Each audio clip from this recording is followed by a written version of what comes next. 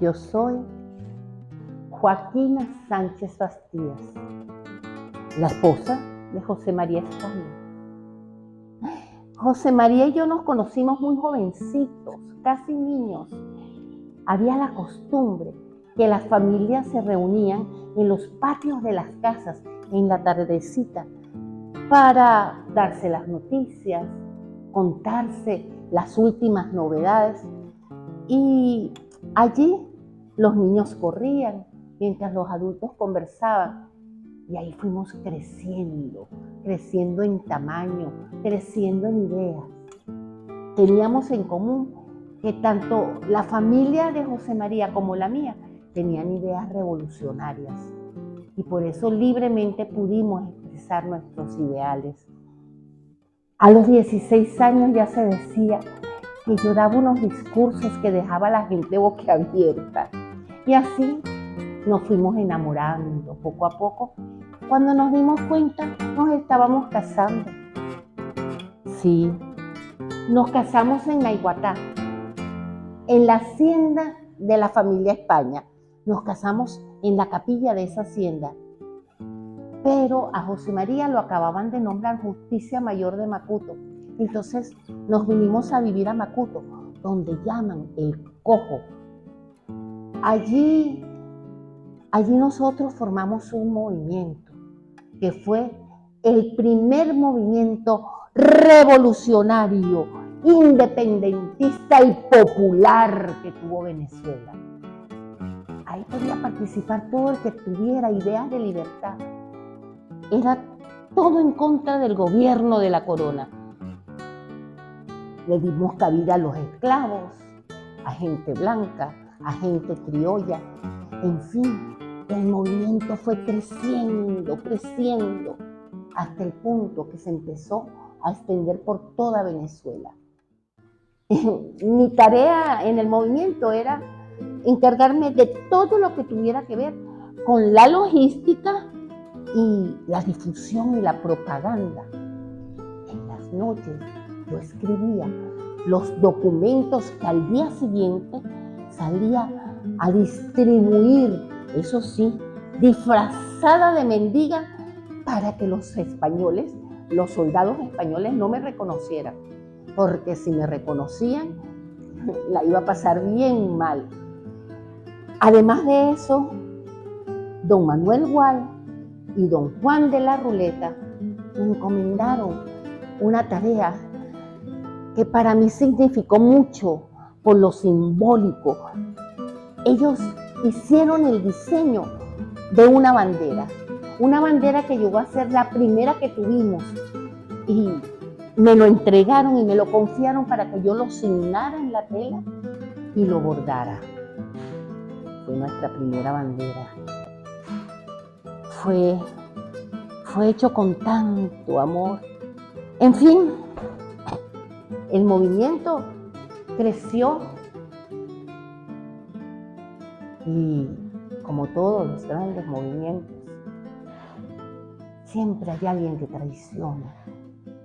Nosotros no fuimos la excepción, fuimos traicionados. Nos empezaron a perseguir. Era ya frecuente que allanaran nuestras casas, la casa de Macuto, la casa de La Guaira, hasta que un día, cuando yo regresaba del mercado, en la puerta me estaban esperando soldados españoles, y enseguida me llevaron a las bóvedas para interrogarme.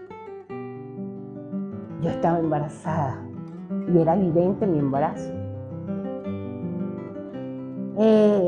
La Justicia Mayor de La Guaira, cuando me interrogó, me dijo: ¿cómo es posible que usted diga y asegure que su esposo no está en Venezuela si su embarazo es evidente? Allí fue donde tragué hueso y pensé: primero está la vida de mi esposo y la grandeza de la patria.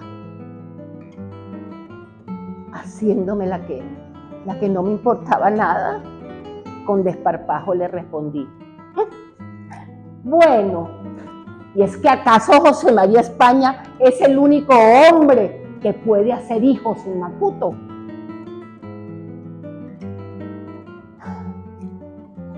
Respiré hondo.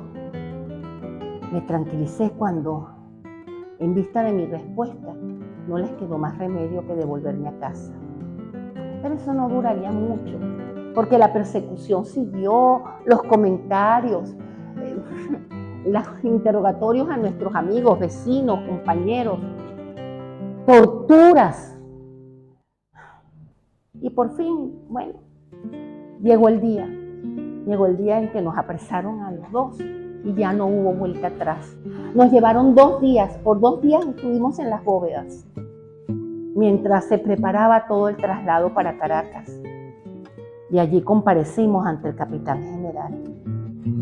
A mí me dieron 8 años de prisión en la Casa de la Misericordia, allá mismo en Caracas. Pero a José María le dieron pena de muerte. Y ese fue el último día, la última vez que nos vimos. Ya confinada en la prisión, me enteré de la forma tan cruel como lo asesinaron. Cuentan que llegó arrastrado por un caballo y lo subieron al cadalso, lo ahorcaron y no contentos con eso, cuando lo bajaron, lo descuartizaron.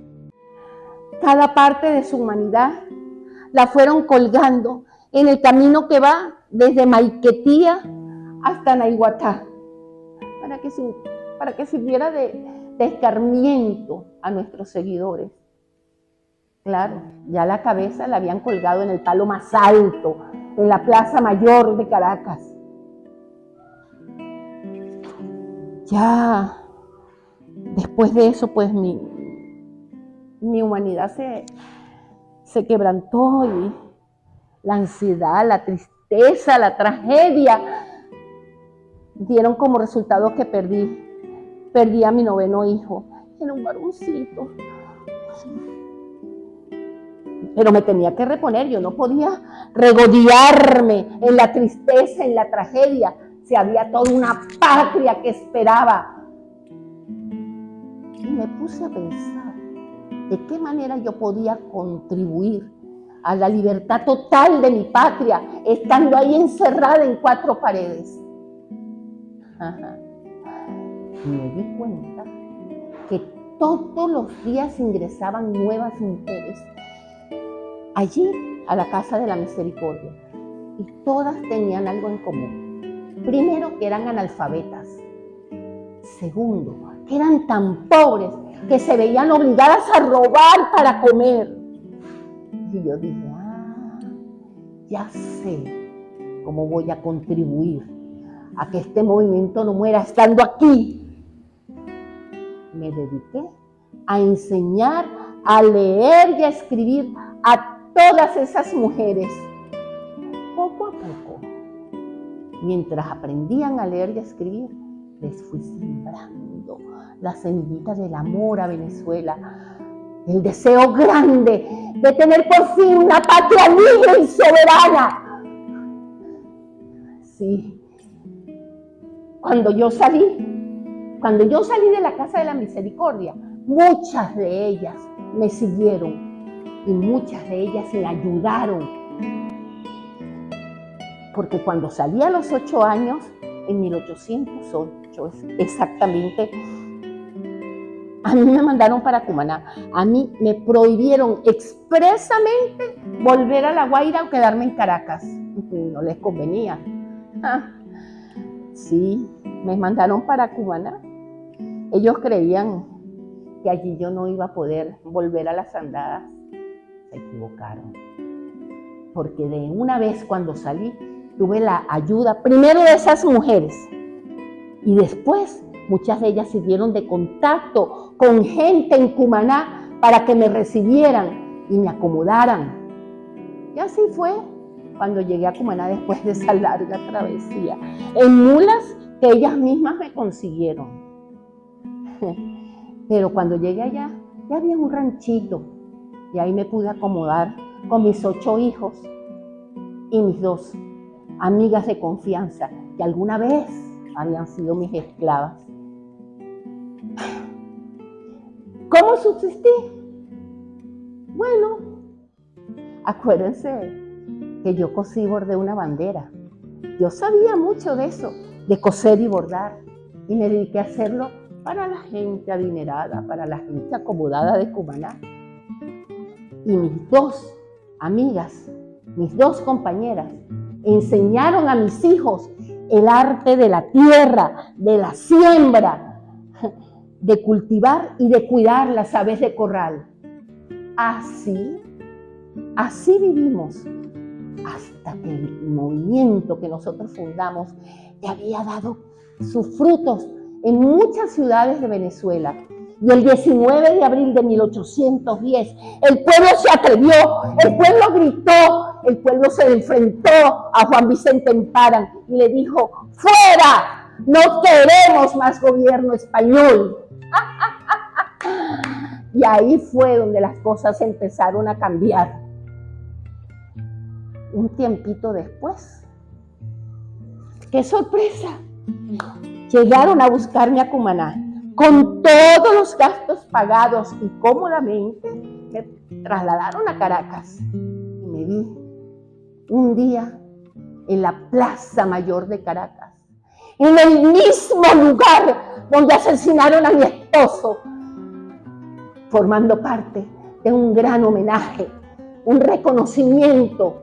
Él tenía razón, él lo dijo, que no pasaría mucho tiempo hasta que sus cenizas fueran honradas.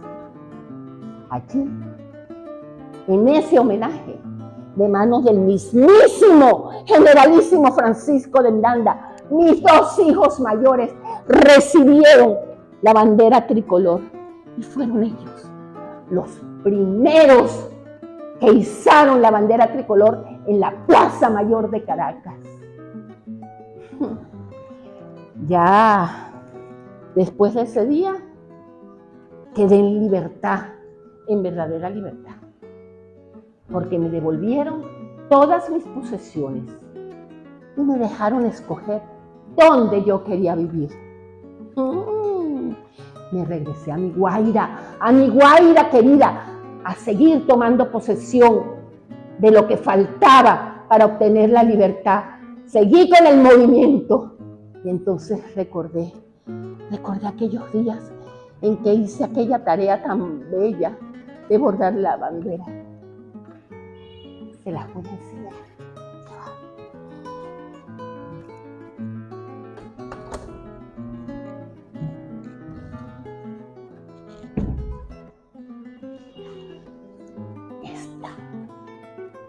Esta fue la bandera que me entregaron don Manuel Juan y don Juan de la Ruleta para que yo signara y bordara. Con ese sol esplendoroso que brillará e iluminará siempre el camino de la libertad. ¡Viva la Guaira! ¡Viva! ¡Viva la mujer guaireña! ¡Viva! ¡Viva Venezuela! ¡Viva!